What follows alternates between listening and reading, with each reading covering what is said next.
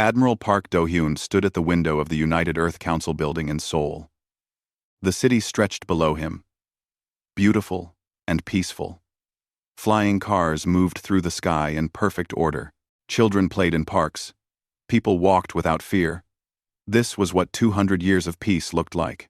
Behind him, the council members argued about the same things they always argued about.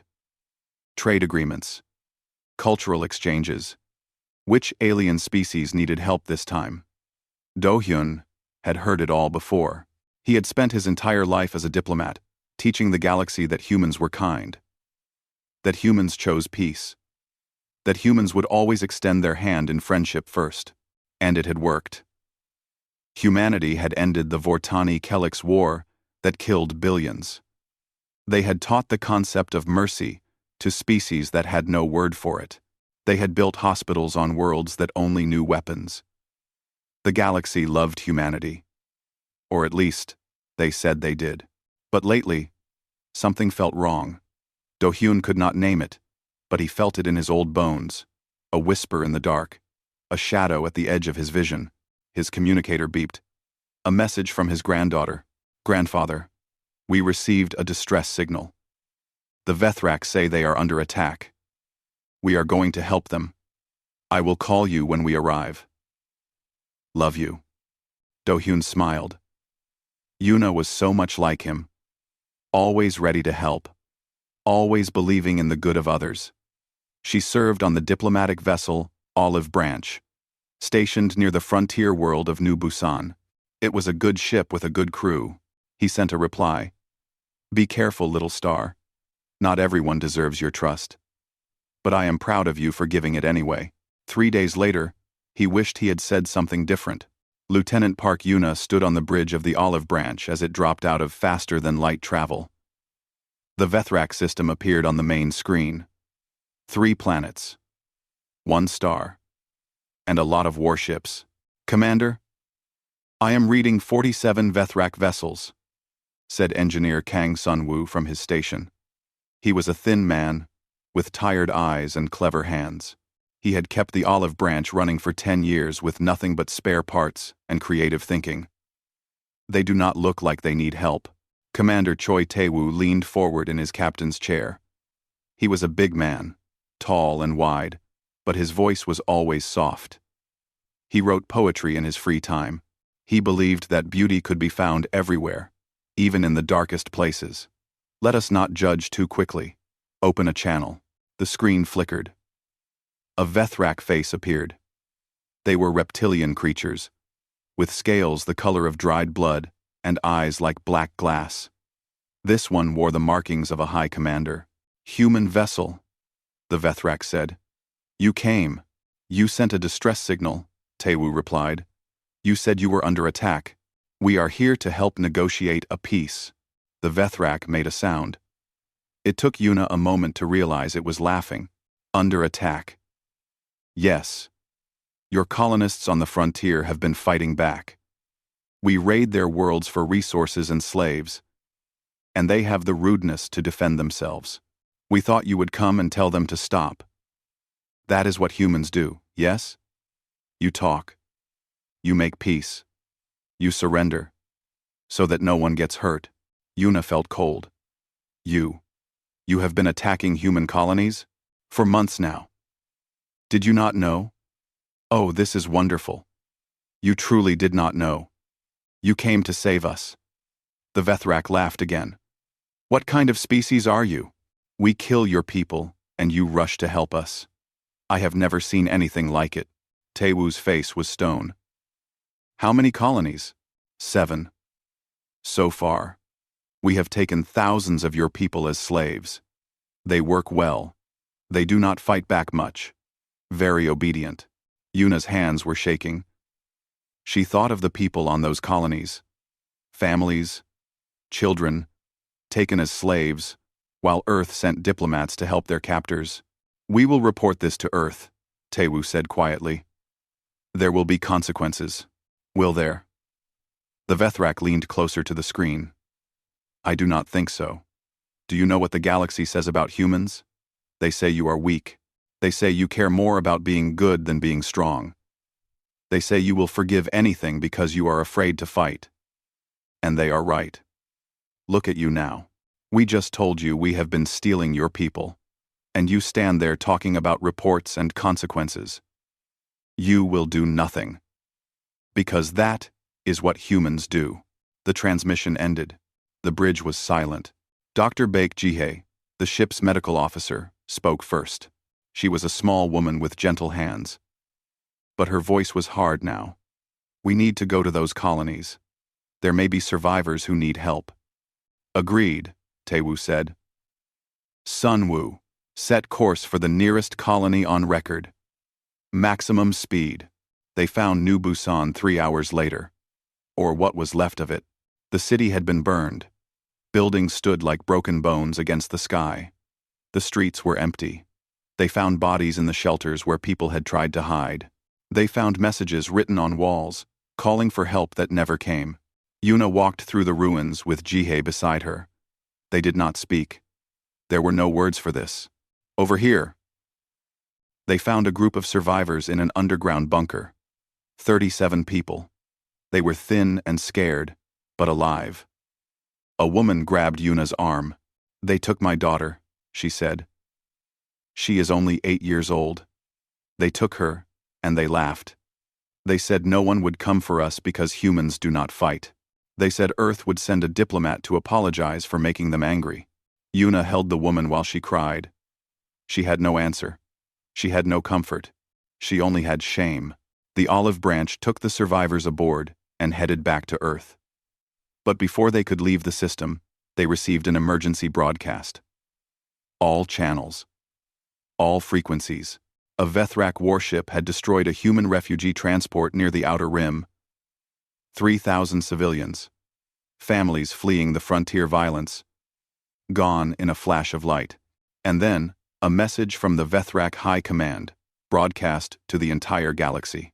This is what happens to humans who run. But do not worry. The humans will forgive. They always do. That is the wonderful thing about them. You can do anything to them. And they will smile and ask to be friends. They are the perfect victims. Soft. Weak. Willing. We should have started taking from them years ago. Yuna stood on the bridge and watched the message play. Around her, the crew was silent. Taewoo. Sunwoo. Jihae. All of them staring at the screen with something in their eyes that Yuna had never seen before. She thought of her grandfather and his lifetime of teaching peace. She thought of the woman whose daughter was taken. She thought of 3,000 people burning in the void because someone decided that human kindness was the same as human weakness. And for the first time in her life, Park Yuna wondered if her grandfather had been wrong about everything. 3 months passed. The galaxy waited to see what humanity would do. And humanity did nothing. The United Earth Council met every day. They debated. They argued. They wrote strongly worded letters. They called for emergency sessions at the Galactic Concord. They asked other species to please help them talk to the Vethrak. They did everything except the one thing that mattered. They did not fight back. Admiral Park Do-hyun stood before the council and pleaded for patience. We have spent 200 years building a reputation for peace, he said. We cannot throw that away in a moment of anger. We must find a diplomatic solution. We must show the galaxy that we are better than this. Better than what? Someone shouted from the back. Better than defending ourselves? Better than saving our own people? The council voted to continue negotiations. The vote was close, but it passed. Do-hyun walked out of the chamber, feeling like he had won a great victory. He did not see the way people looked at him as he passed. He did not hear the whispers. He did not understand that the world he believed in was already dying. On the frontier, Captain Nam Soo-min understood. She had been a freighter pilot for 15 years. She moved cargo between colonies. Nothing exciting, nothing dangerous. She had a husband and 2 children. A small house on the colony of New Daegu. A simple life. A good life. The Vethrak took all of it. Her family was on the refugee transport.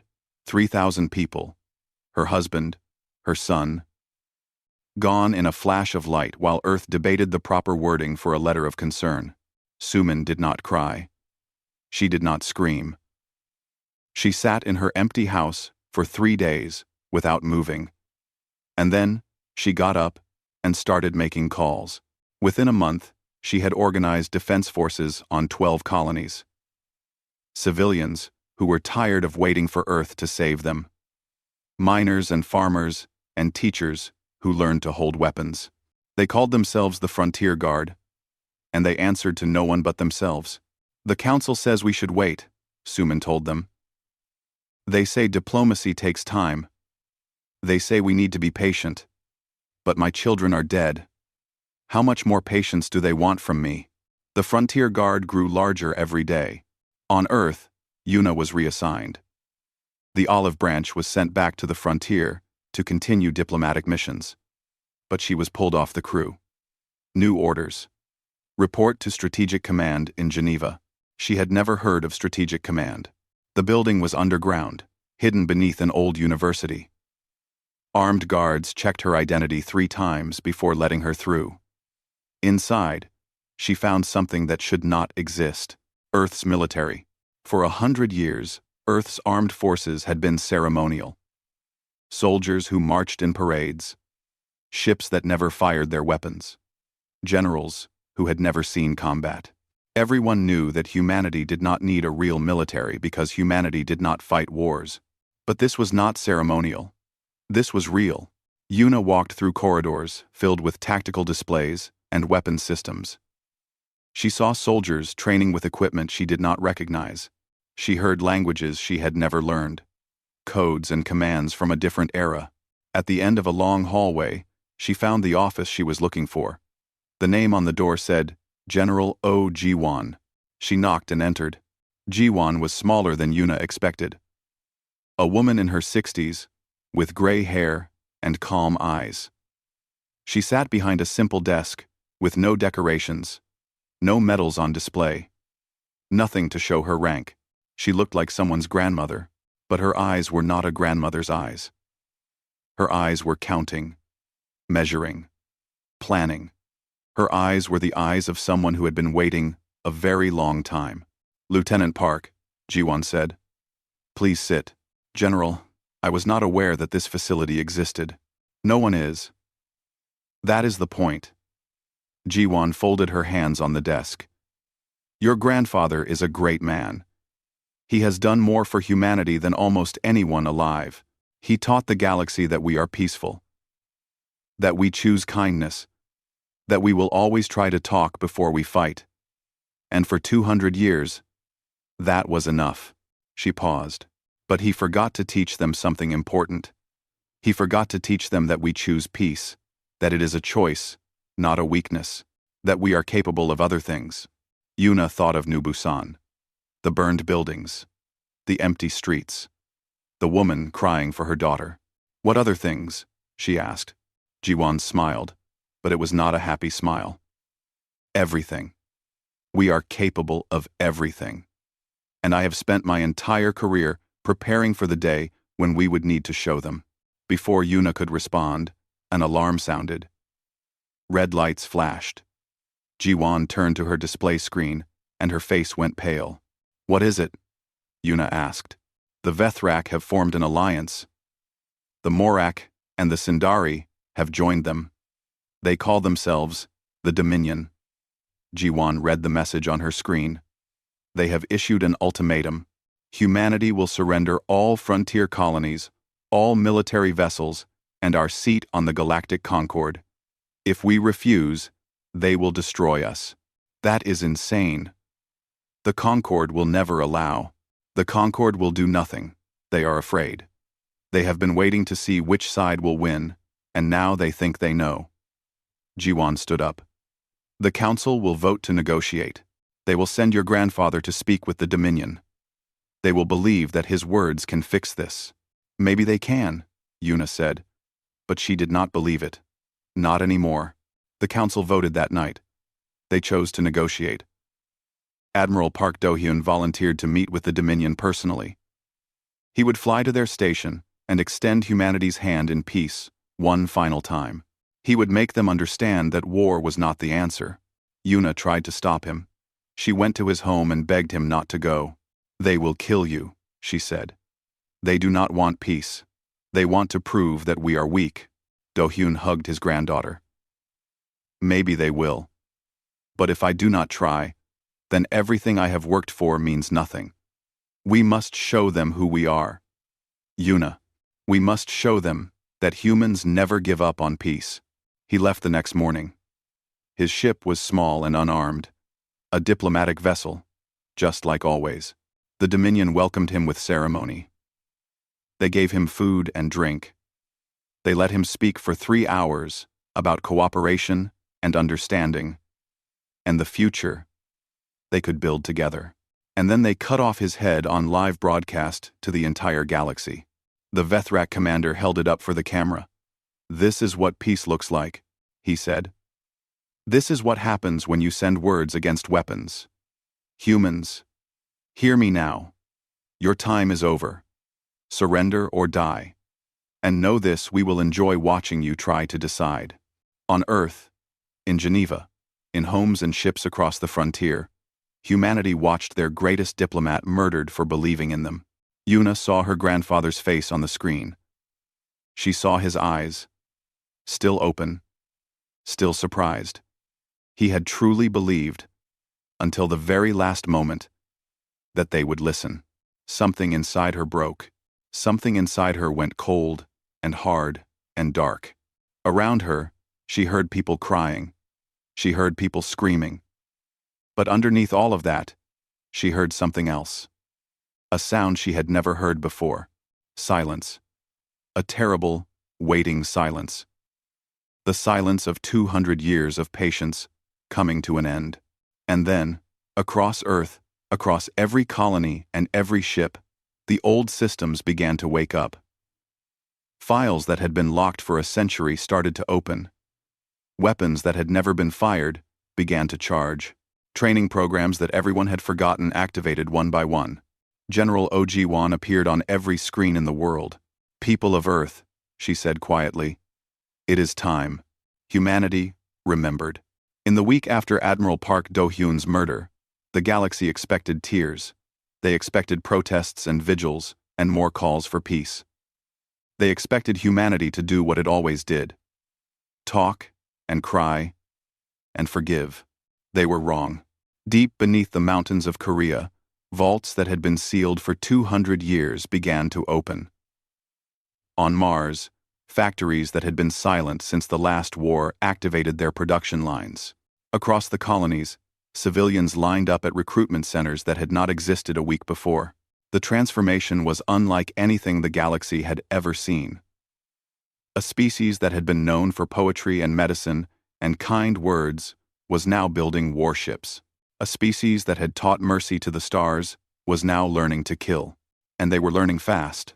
Yuna stood in the main hangar of Earth's new military command center and watched the ships come together. They were not like the diplomatic vessels she had served on. These were weapons, pure and simple. Black hulls and sharp angles. Guns that could crack a planet in half. "The Retribution," General Oji-wan said, standing beside her. "She will be your ship." Yuna looked at the vessel. It was beautiful in a terrible way. Like a knife. Like a storm.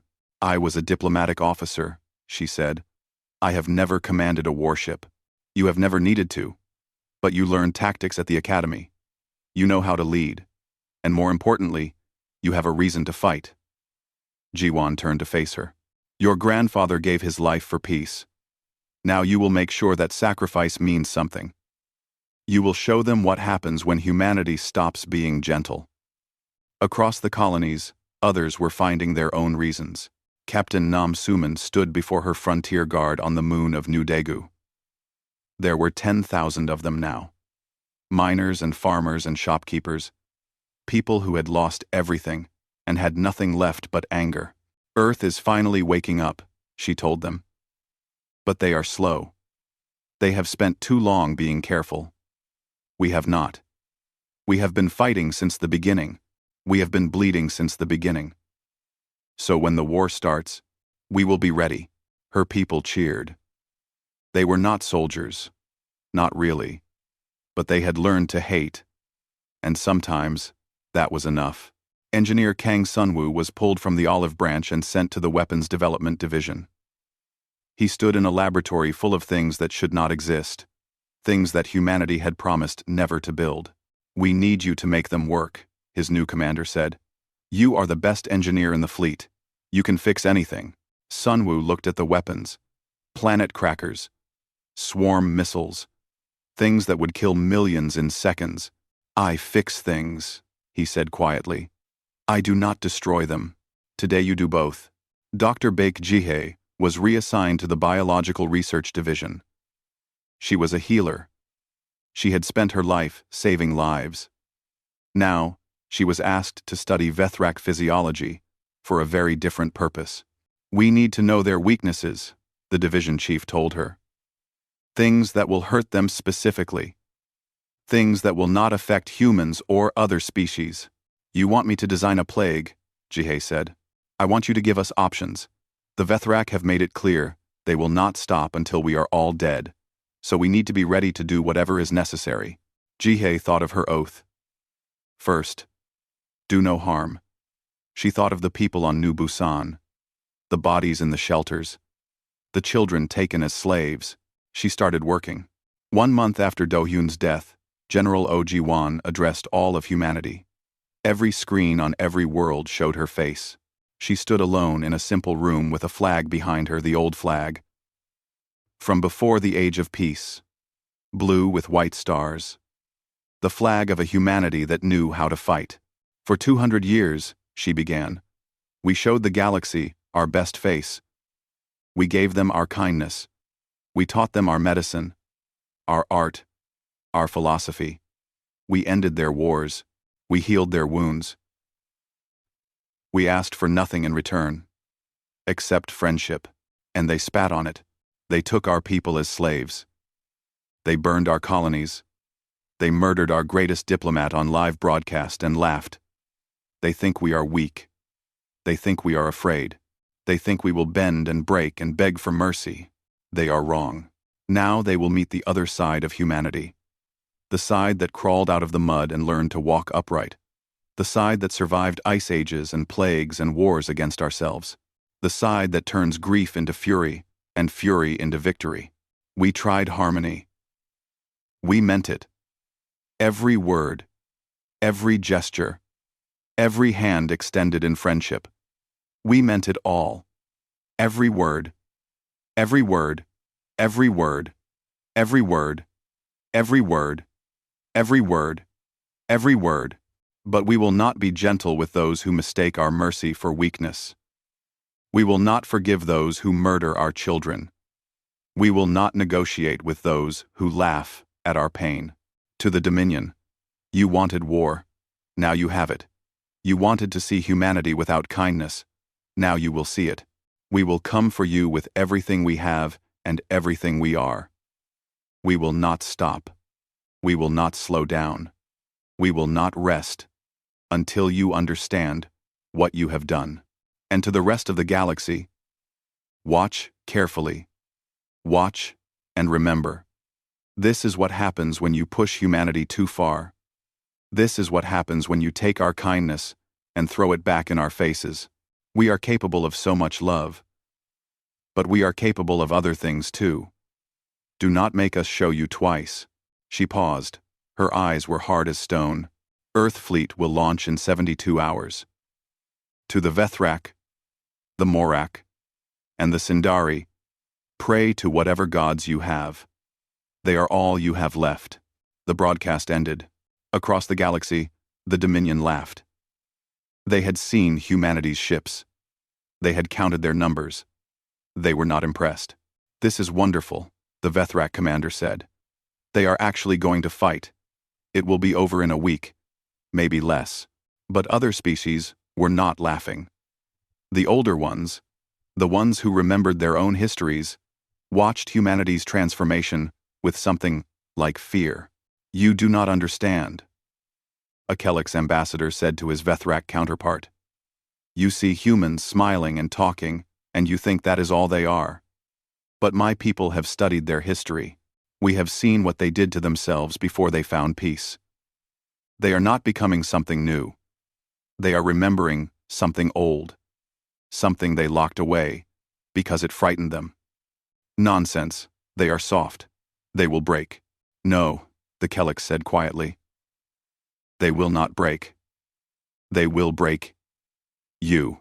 On the morning of the launch, Yuna walked through the Retribution one last time. Her crew was at their stations. Good people, trained and ready. They looked at her with trust in their eyes. She thought of her grandfather.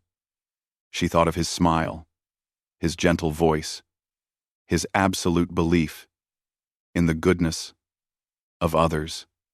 She thought of his head, held up for the camera. The trust died in her heart. Something colder took its place. All ships, she said into the fleet channel. This is Commander Park Yuna of the Retribution. The Dominion believes we are weak. They believe we will forgive them. They believe they can take everything from us, and we will thank them for it. She paused. They are wrong. Today we teach them what humanity is without mercy. Today we show them the other side. All ships launch. The fleet moved forward. It was vast. It was terrible. And it had been waiting for 200 years. The stars themselves seemed to make way. The Dominion expected a war. What they got was a lesson. The first battle happened at Korath Prime, the Vethrak homeworld. Commander Yuna led the assault with 60 human warships. The Vethrak had nearly 200 defending their planet. They were confident. They had the numbers. They had the position. They had been fighting wars for thousands of years. None of it mattered. The human fleet came out of faster-than-light travel in perfect formation. Not a single ship out of place. Not a single wasted movement. They moved like one creature with 60 bodies. And they hit the Vethrak line before the defenders could even finish counting them. They are firing on our left flank, the Vethrak commander shouted. Concentrate shields. But the humans were not really attacking the left flank. It was a trick. While the Vethrak turned to face the threat, the real attack came from below. Human ships had dropped beneath the battle plane, where no one ever fought because there was nothing to gain there. Now they came up like sharks from deep water and tore into the Vethrak formation from underneath.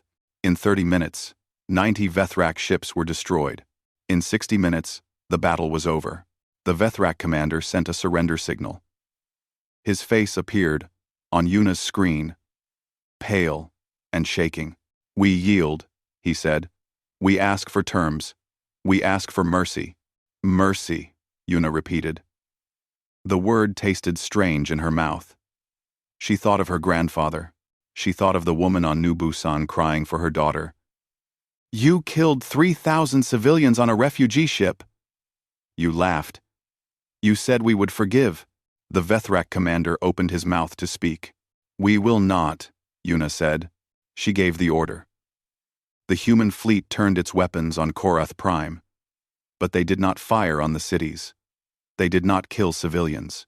Instead, they destroyed every military base, every weapons factory, every shipyard on the planet. Surgical strikes. Perfect accuracy. When they were done, the Vethrak could not fight a war for 100 years. But the people were alive. The cities were standing. We are not monsters, Yuna said quietly to her crew. That is the point. Her tactical officer, a young man named Cho Min-jun, looked at her with something like confusion. Commander, they would have destroyed our cities. They would have killed everyone. Yes, they would have. And that is why we are better than them. The message spread across the galaxy in hours. Humanity was not just fighting. Humanity was winning. And they were doing it without becoming the thing they were fighting against. But the war was not over. The Sindari were next. They were not warriors like the Vethrak. They were traders and slavers. They had built their entire civilization on buying and selling people. They had joined the Dominion because they saw profit in humanity's fall. Captain Nam Suman had a different plan for them. She took her frontier guard 15,000 soldiers in captured ships and slipped into Sindari space without being detected. They did not attack the Sindari fleet. They did not bomb the Sindari worlds. Instead, they went straight for the slave markets. In one night, they hit 47 locations. They freed over 2 million slaves from a dozen different species. They destroyed the records that showed who owned what. They burned the markets to the ground. The Sindari economy collapsed in a week. They built their power on chains, Suman told her people. We broke the chains. Now they have nothing. The freed slaves spread the word. Humanity did not just fight for itself, it fought for everyone. Species that had been afraid of the Dominion began to hope. Some of them began to fight back. But the hardest battle was still coming. The Morak were warriors. Real warriors. Their entire culture was built on combat and honor. They had joined the Dominion not for profit or cruelty, but because they believed the strong should rule the weak. They believed that peace was just another word for surrender. General Ojiwan led the assault on their fortress world personally. The Morak were ready for her. They had studied human tactics. They had trained their soldiers for this specific enemy. They stood in perfect lines on their black stone world and waited for the humans to come die on their guns. Jiwan did not give them a battle. She gave them a nightmare. For 72 hours, the human fleet broadcast a single message to the Morak world. Every human who had died in the war, every civilian killed, every child taken, every family destroyed, one name after another. 72 hours of the dead speaking to the living. Young Minji, age 6, killed in the attack on New Busan. Her dream was to be a pilot. Han So-jun, age 42, killed on the refugee transport. He was a teacher. He had 3 students who called him father. Kwon Yeri, age 17, taken as a slave by Morak forces. She has not been seen since. Name after name. Hour after hour. The Morak soldiers stood in their formations and listened. They could not block the signal. They could not turn it off. They could only listen. By the 3rd day, they were breaking. Morak soldiers wept in their barracks. Some took their own lives. Others threw down their weapons and refused to fight. Their commanders screamed at them, called them cowards, threatened them with death, but the names kept coming. The dead kept speaking. When the Morak general finally ordered his forces to attack, it was out of desperation. They charged the human lines in a wild rage, hoping to make the voices stop. The human lines were waiting.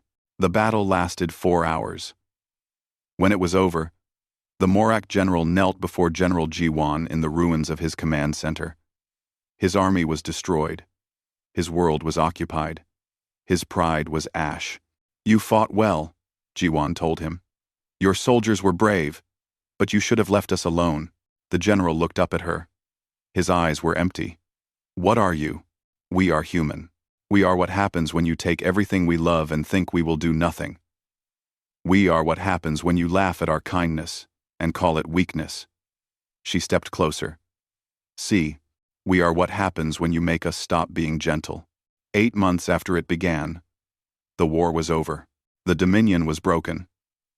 The Vethrak, Morak, and Sindari had lost their fleets, their armies, their power. They sent ambassadors to Earth begging for terms. Yuna stood on the bridge of the Retribution and watched the surrender offers come in. Her crew was quiet. They had fought hard. They had won. They had shown the galaxy what humanity could do when it had no choice. But she did not feel victory. She felt tired. She felt empty.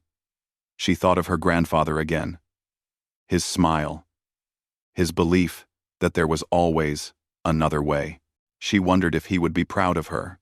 She wondered if she would ever be proud of herself. The surrender negotiations began. The entire galaxy watched to see what humanity would do with its victory. Every species had the same question. Would the humans show mercy? Or would they become the thing they had just destroyed? The United Earth Council gathered in Seoul to decide the fate of the Dominion. Every seat was filled. Every screen in the galaxy was watching. This was the moment that would define humanity for the next 1,000 years. The Dominion ambassadors knelt before the council. The Vethrak, the Morak, the Sindari. 3 species that had tried to destroy humanity, now begging for their lives. "We ask for mercy," the Vethrak ambassador said. His scales were dull with shame. His voice was broken. "We were wrong. We did not understand what you were. We do now. Please, show us the kindness you are famous for." The council chamber was silent. Captain Nam Suman stood up. Her uniform was simple. She wore no medals. She did not need them. Everyone knew what she had done. "Mercy," she said. "You killed my husband. You killed my children. They were on that refugee transport. 3,000 people burning in space because you thought it was funny. And now you ask for mercy?" She walked toward the ambassadors. Her steps echoed in the silent room. "My daughter was 7 years old. She wanted to be a doctor. She used to bandage her stuffed animals and give them medicine. She was so gentle, so kind. And you killed her. You laughed about it. You said we would forgive." She stopped in front of the Vethrak ambassador. "I want you to burn. I want your worlds to burn. I want you to feel what we felt. I want you to know what it is like to lose everything and have no one help you." The ambassador closed his eyes. He did not argue. He did not defend himself. He just waited. Suman stared at him for a long moment. Then she turned to the council. Wais, Wais, Wais, but I know that is not the answer. I know that if we become like them, we lose. Not the war, we already won the war. We lose ourselves. We lose everything that makes us human. And I did not fight this war to lose that. She walked back to her seat. "I want them to burn, but I will not ask you to light the fire." The chamber was silent again. General Ojiwan rose from her place. She looked tired, older than she had before the war, but her voice was steady. "I have spent my entire career preparing for this moment."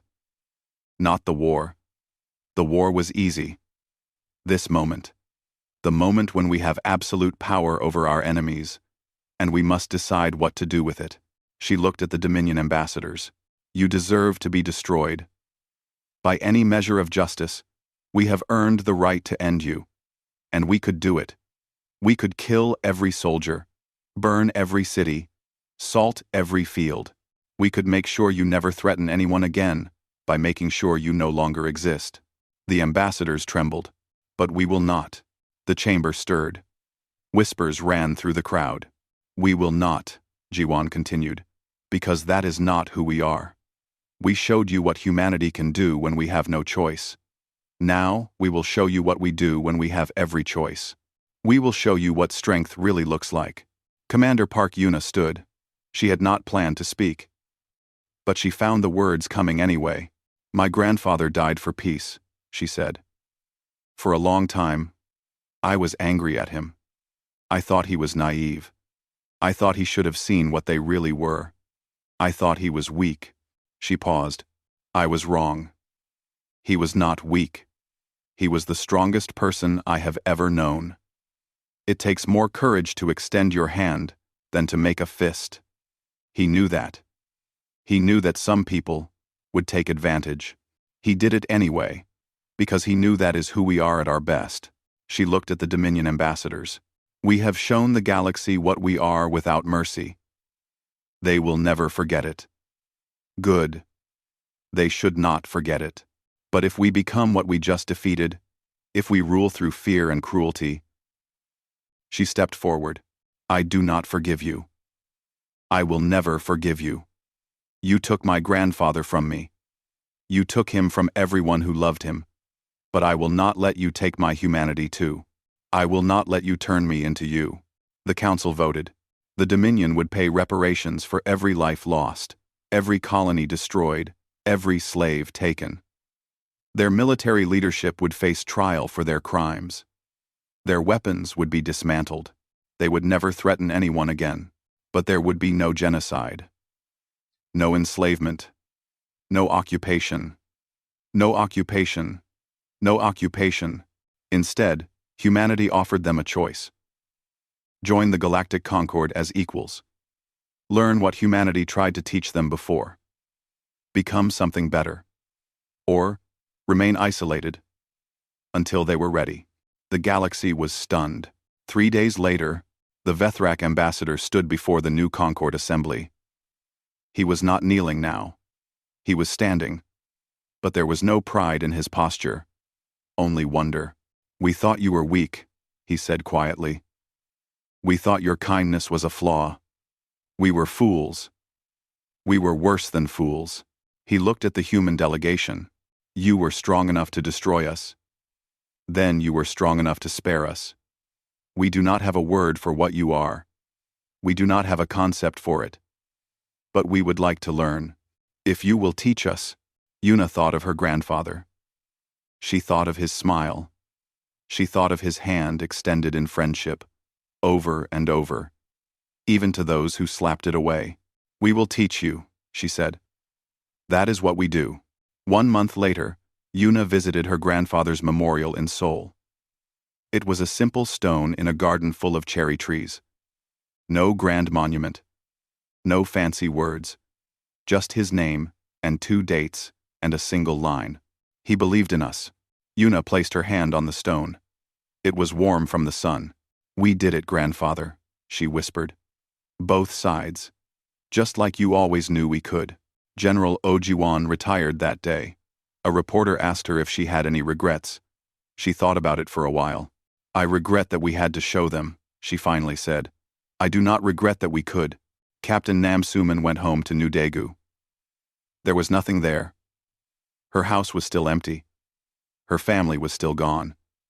But she started building anyway. A school. A place where children could learn to be doctors and pilots and teachers. A place where they could be gentle and kind. She named it after her daughter. 6 months after the war ended, a new ship launched from Earth. It was not a warship. It was a diplomatic vessel, sleek and white, with no weapons visible. It was called the Park Do-hyun. Yuna stood on the observation deck and watched it go. It was heading to the far edge of the galaxy, to find new species and make new friends, to carry humanity's message to the stars. The same message as always. We come in peace. We want to learn from you and teach you. We want to build something together. But now the message had a second part, unspoken but understood. And if you mistake our kindness for weakness, we will show you how wrong you are. The ship disappeared into the stars. Yuna smiled. Her grandfather had been right all along. Humanity was at its best when it was kind. When it reached out, instead of striking. When it built, instead of destroyed. But he had also been incomplete. Because humanity was only truly complete when it held both sides in balance. The hand, extended in peace. The fist, ready for war. The choice to be gentle, and the will to be terrible. That was what the galaxy understood now. That was what they would never forget. Humanity was kind. Humanity was merciful. Humanity would always try peace first. But never again would anyone make the mistake of thinking that was all they were. The stars were waiting, and humanity was ready.